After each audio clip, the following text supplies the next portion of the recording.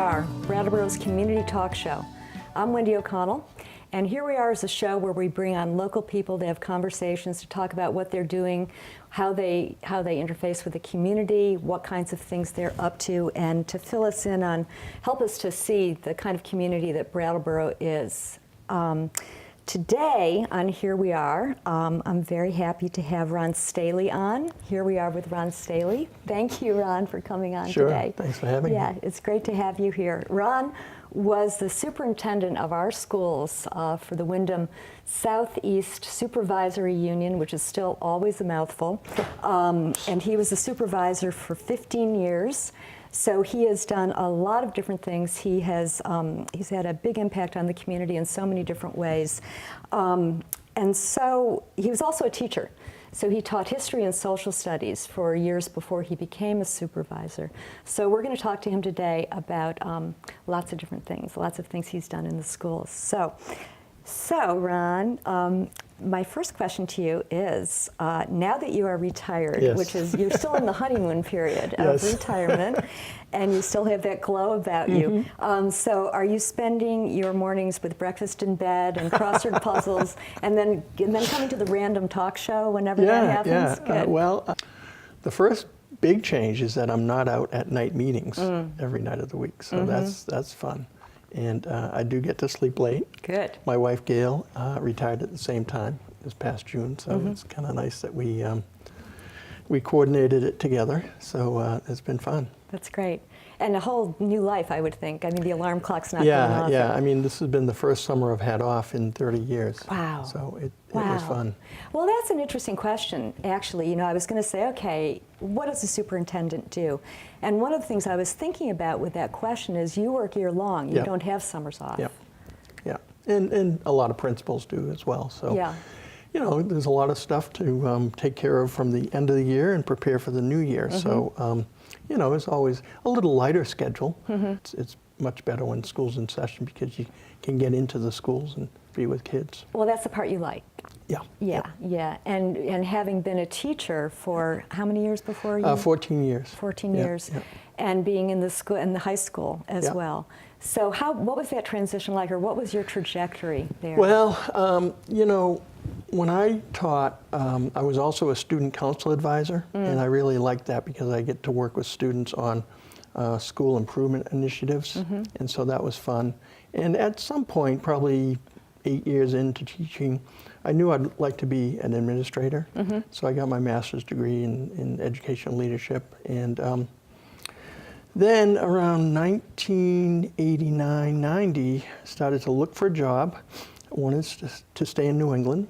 We grew up in eastern Massachusetts, and I was teaching in Walpole, Mass.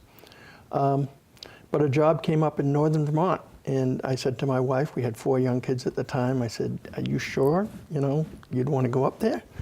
And she said, well, go up for the interview, see how it goes. So I went up, and they offered me the job, and I showed her the map. It was up in Enosburg Falls, about 5 miles from Canada. And I said, you sure you want to truck these little kids up there? She said, yeah, let's do that. So I went up there and transitioned from a classroom teacher to an assistant principal. Then I became principal there. And it was a challenge. You know, it's like, you know, in the classroom, you know exactly what you're going to be doing every day. You know, 5 lessons, you schedule it out, you know what the breaks are and everything. As an assistant principal or principal, you have everything planned, and then something happens and it's out the door. And you just have to kind of learn to, that's the nature of the job. And, you know, probably about the first 3 months I was saying, wow.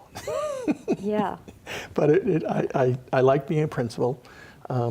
From there, it was very far away from our families in Massachusetts. So I wanted to get further, closer to them, and so I was offered a job at Leland and Gray up in Townsend, and I stayed there in the district 9 years and loved it. We decided in 1993, when I took that job, to move to Brattleboro, and so we've been in Brattleboro since '93. And our kids went through the Brattleboro school system, and you know, elementary school, middle school, and high school, and had a great experience. So you were looking to have a broader impact. It sounds like. I love teaching, and again, I liked working with students with the student council, and I thought as a principal you could affect more change, and thinking about school improvement and school climate and that sort of thing. I think we talked earlier that I worked with some really great administrators, great principals, but I worked with some people that were, quite frankly, incompetent. And it bothered me, and at some point I said, you know, I'd like to be a principal, and I'd like not to do that, but I'd like to do these other things that were very effective. And I hope that I was. I mean, I feel like we had good experiences when I was up at Unionsburg and also at Leland and Gray. Yeah, and it's almost like an apprenticeship. Yeah. Really, you know, if you're teaching and you're in the system, and then you get to see what's going on in the system that you'd like to do differently. Looking at your years, you started in 2002, which isn't that long ago, but there have been massive changes in so many ways. And I mean, we could do a laundry list of what those changes are, but I wonder if you could talk a little bit. I mean, you know, just in terms of special ed, the homelessness, drug problem, safety, you know, the busing situation. Student needs have changed dramatically. Poverty rates have increased quite a bit. Our poverty rates in Brattleboro town are over 60% students that qualify for free and reduced lunches. Wow. And, you know, with that, there's all sorts of other needs. Homelessness is a huge issue. We have a lot of families that are homeless. So thinking about the needs of the students, we were fortunate recently to develop a universal meals program where all students in the Brattleboro Town Schools are able to get breakfast and lunch free as part of the federal and state programming. So that's been really good. Preschool partnerships we've developed where part of the state education fund goes to private preschool providers as long as they partner with the local schools. So we've done that for a number of years, and I think that helps. You know, early intervention for students is critical. Special ed, when a student got into a special ed program, these are kids with emotional behavioral issues. They get in as a second grader or a third grader. They would stay in a program that would serve them through sixth grade. We had another program at BAMS, the middle school, for 7th and 8th grade, and then they go into the high school program. And they were excellent staff, great support for the students, but they were really isolated from the rest of the students, and more importantly, the curriculum. They had interaction with the other students, but it was really the curriculum. They were on a whole different way of learning. And quite frankly, what I realized is the students that, even with behavioral challenges, that have exposure to the Career Center programs, they're going to do well once they graduate from high school. The ones that don't, you know, they don't have an option. Right. So we decided let's integrate our special ed programs a little bit more. And we've since developed with our special ed administrators and principals and teachers a STEP program where it's an integrated program with support systems for the students. And I think that's been a huge positive, and that's been about a 10-year period. Oh, wow. For that so with these support systems, are you bringing in like social services to come into the schools as well? We work with HCRS clinicians that are in the school. We have a social worker now in the Brattleboro Town Schools. We have behavioral interventionists that we've hired, that we've trained. That's a big change. We have para support that have been now trained for behavioral technicians. And you know, the irony there is the paras are the frontline people that have to deal with the most challenging behaviors at recess and lunchtime, that sort of thing, and they get the least training. So we instituted that a couple of years ago, and I think that's really going to help a lot. Well, that's interesting. So you've got a whole para a network that comes in to support all these other initiatives that you've got going on, which also provides jobs for these people. Oh, developing a good leadership team is critical in my job. You know, great principals, great central office staff. We have an internship program with some of our teachers that want to get into administration, work with us and work with our leadership team, and that's been really helpful. That's really wonderful. Yeah. So you're not doing these separate things as satellites and going around each other. And what about the drugs and safety issues as well? Because I know that you're partnering with the municipal people on a lot of that stuff. You know, the collaborative that works for substance abuse in the area, we work with them very closely. They work with us on a middle school leadership training program, and we can talk about that. Yes, yeah. But they work really closely with us. And then the town officials for emergency preparedness. I was thinking about this, that, because of Vermont Yankee, our district has probably had more emergency preparedness than most districts. That's a good But point. I when hadn't thought of that. the school shootings occur, like Newtown and Sandy Hook, that really brought it to a school-based issue that Right. the town really stepped up. The police department, the fire department, the town offices, the town manager. We worked very closely together working on emergency protocols. And just as with Vermont Yankee, we would drill every year, now the drills involved school safety issues. Somebody breaking into the school or an active shooter or that sort of thing. And the schools have been the staff have been great to kind of think about those protocols and practice those things. And so do you have like we used to have fire drills in the old days, so the whole school takes part so we in that? have mandatory monthly fire drills, and then we have lockdown drills. Oh, wow. And I think you have to have 2 or 3 a year. And those are the lockdown drills that if an intruder came into the school or there was a threat to the school, you shut everything down. And, you think about safety. I think one of my questions for you is in relation to this, how do you keep that balance between creating a really safe environment and being really educated and have the skills to deal with it and to not instill fear? Yeah. I think it's the teachers. They do a great job, and we work with them on that. It's like, it could be something minor that you just have to close your classroom, but, we have to work through that stuff. And, kids kind of get what's going on. Yeah. And so, and that's another thing. I really love opportunities to work with students through the middle school leadership program or co-teaching classes. Because you can talk to them about these sorts of things and get their input on issues. Yeah.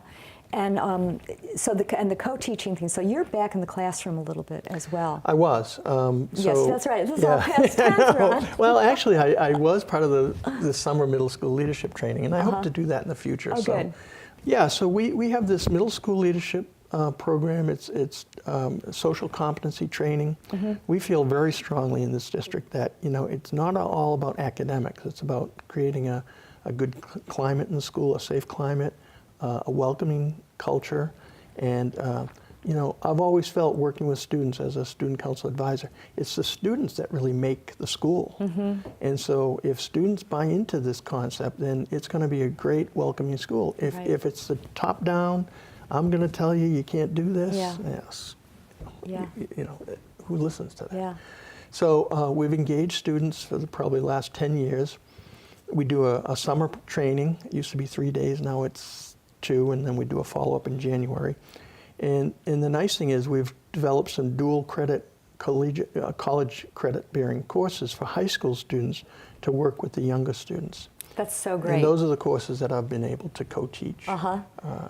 That's really that's well, and that's a very innovative approach, isn't it? Well, we used to try to get high school kids out of class to work with our younger students, and they can't miss class time. So we said, let's develop a course.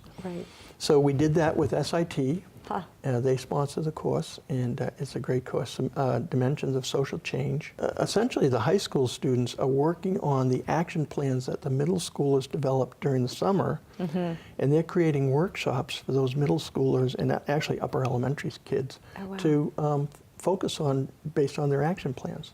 So it's kind of goes throughout the school year. Yeah, you're co-creating the whole way. That's really impressive. So it started with NEYT. Yes. And how did that come about?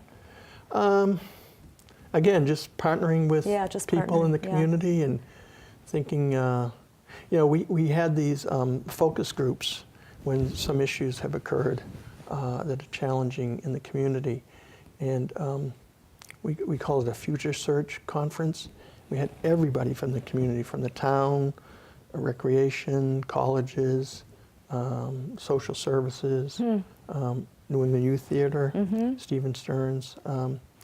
And from that, we talked about getting students working with younger students. And so Stephen was thinking, well, let's maybe do role playing and that sort of thing. And that's how it started. That's so great. Yeah, What a it was great amazing. tool.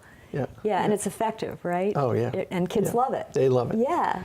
They report that they love the icebreakers to get to know Yes. kids, and they love the role playing. That's so And cool. our high school students are amazing, and they do scenarios about bullying and issues with social media and, power struggles, gender issues. Yeah.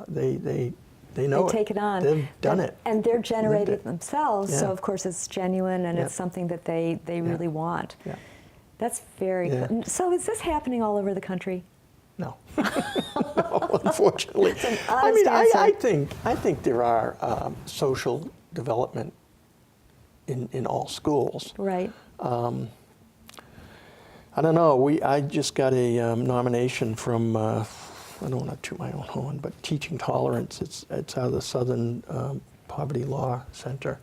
And I was nominated by somebody that works with us on the social curriculum. And I just learned that I was selected as somebody that they're going to feature in January. And it's not about me, it's about our school system. Yeah. It's about the people that Yeah. work with us, the students that are buying into this. Yeah. And the principals and teachers and I want to talk about Vermont in general too, Yeah. that really don't buy into, like, it's just the academic standardized test results that are key. And we are very fortunate to live in Vermont where there is less pressure on, the failing schools, the, high achieving schools. We're very fortunate historically. Many commissioners and now Secretary of Education have really understood the balance between, a broader assessment process than just standardized testing, and that's helped us. That's given us the license to do the social curriculum, and not worry about the test scores. And as a result, the test scores go up. Wow. They really improve. Yeah. And we've got some models in this district, Academy School, Oak Grove, others, that they have the highest poverty rates in the state, 65%, and they have the highest student achievement rates. That's incredible. Yeah. In order to achieve that kind of thing, you've got to have a team Yeah. that's working together. Yeah. And to have 10 schools that are more or less on the same page is quite Yep. an amazing feat. It's Yeah, I'm pretty really proud that incredible. we're a very well-coordinated district. Yeah. We meet with our principals and central office administrators on a regular basis. I work very closely with the teachers union, and that's a good relationship. There's always some challenges and there's always some conflicts, but we worked through it, and we were just able to settle a 3-year contract my last year. So I'm really proud That of must that. have been nice to Yeah, have that as yeah. one of your last Yeah. things to do. So, so that type of coordination is critical, and we do have a good school system. We've hired about 30 teachers, new teachers every year for the last 3 to 5 years. Really? We have a great mentoring program where the veteran teachers are working with the young teachers, and it just creates a nice atmosphere and turnover and just a really good, stable Yeah. progression. Yes. I actually worked at a vocational agricultural school in Massachusetts, so I was kind of connected to technical education. So I think we're really fortunate in Brattleboro and in Windham Southeast to have a career center attached to our programs. Yeah. Because many outlying schools, they have to ship their kids here, and it's very challenging. But the Career Center is great, and it's through the Career Center that we started our dual credit college, high school Right. credit courses. Yeah, that's the And, next thing I wanted to yeah, talk about. Which is very exciting. yeah, Tom Yan, Yes. Tom and I worked on this probably 10 years ago, maybe a little bit more, thinking about the idea of having agreements with colleges. And one of the things that I think is unique in our system is our teachers are the collegiate high school teachers, are the college instructors. So they're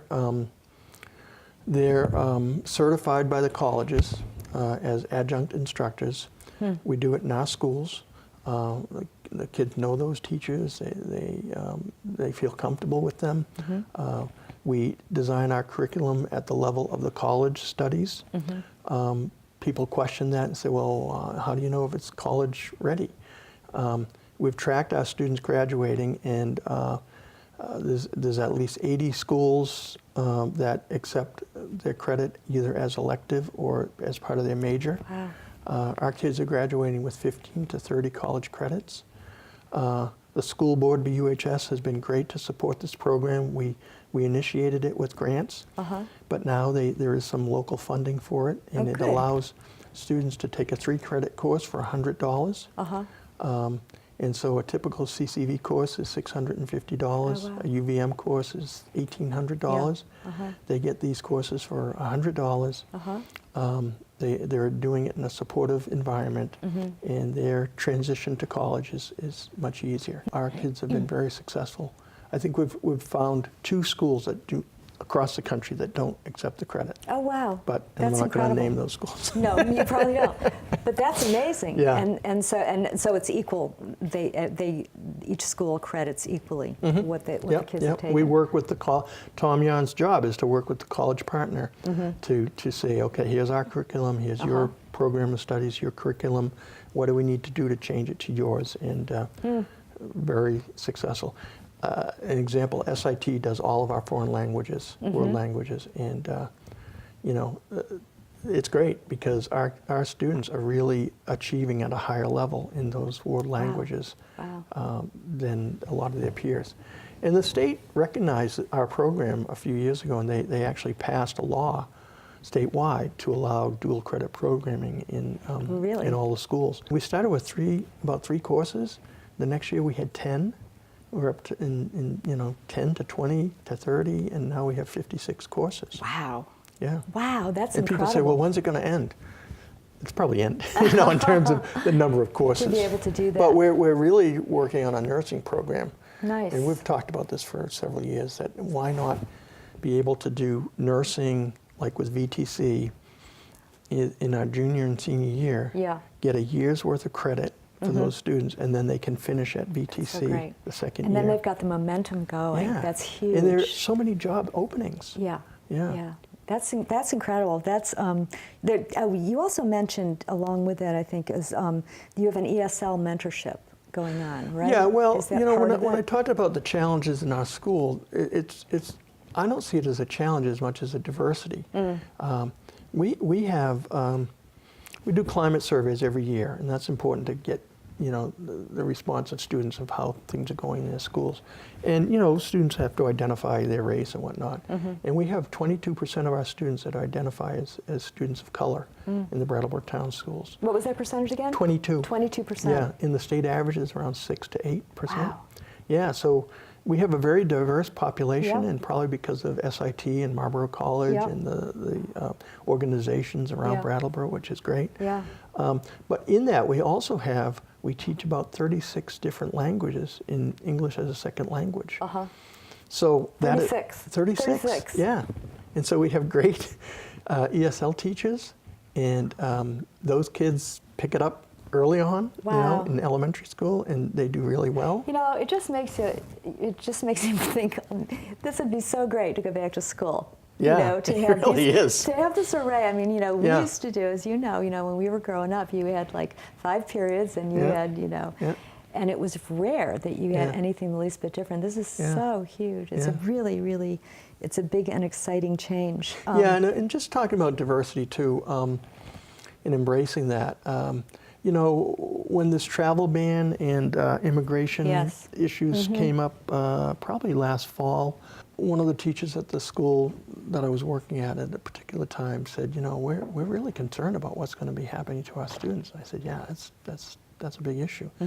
So fortunately, Secretary of Education Rebecca Holcomb and the new governor, Governor Scott, wrote some kind of guidance to school systems, and I used that information and I just kind of customized it to our own district and sent it out to our parents and staff, just to let them know we really support you, and Vermont is not going to be one of these places where we're identifying you and we're going to ship you away or challenge you, and again, it comes from the leadership at Vermont. Right. Very fortunate. Right, and to be proactive in that kind of thing too, instead of waiting to see taking the temperature of everybody else and what they're doing.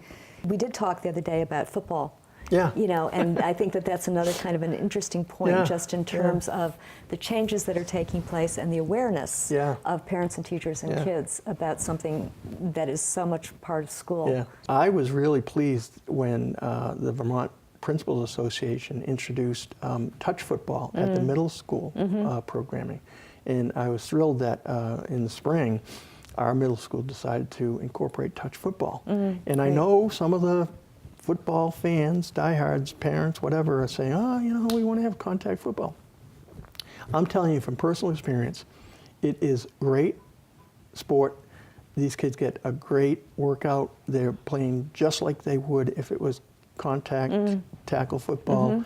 They're probably learning a lot more, and quite frankly, they're saving themselves for later on. That's so great. They're going to go into high school, play contact football. They'll know what they're doing, and you know, you look at the CTE studies and concussions and brain damage. There's no question that, you know, you keep playing a contact sport like this, it's going to affect you. And so I'm really pleased that our middle school is doing this innovative program. Yeah. Might be controversial. I'm thinking that the Pop Warner or the younger kids should be doing that as well. Right, and maybe they'll decide to do that. You know, it's one of those things that it could just get the ball rolling. Yeah, you know? I think people will see that it's a great sport, and maybe we should think about that for younger kids. That's right, and we'll probably look back in 5 or 10 years and think, oh my God, I can't believe we let kids do that, you know. So we only have time for one last question, I think, then, and I think that in some ways this would be one of the biggest challenges of being a superintendent of schools is you're the one who's got to call the snow days, right? Yeah, it's on you. You got to. I love it.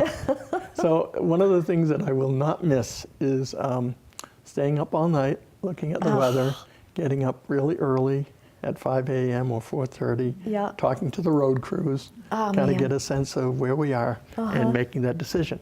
You know, I didn't mind doing that, but you know, it's like you got to think about safety, and I think we've done pretty well with school cancellation. Do you have any misses? Yeah, there's probably one.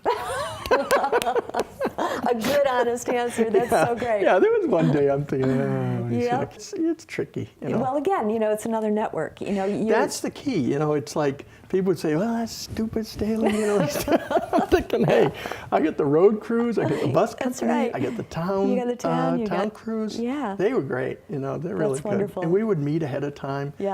During the season, like in November, to kind of map out. You know, here's the protocol. This is what we do, and this is what we did last year. What do you think about that? Work together. Yeah. Ron, thank you so much. Oh, you're welcome. This has been great. I really enjoyed it. Yeah, and it's good to have you on. And continue to enjoy your retirement. I think we will. We'll check in with you in a year or so and see how it's going. Good, thanks. Okay, thanks a lot. Yep. Thank everyone out there in the listening and watching world. Thank you all for tuning in today. We are a weekly show, so be sure to tune in anytime. We also, BCTV archives all the shows, so you can look back and see what other interesting people we have had on from our community. Thanks so much. Thanks for being here. Bye-bye.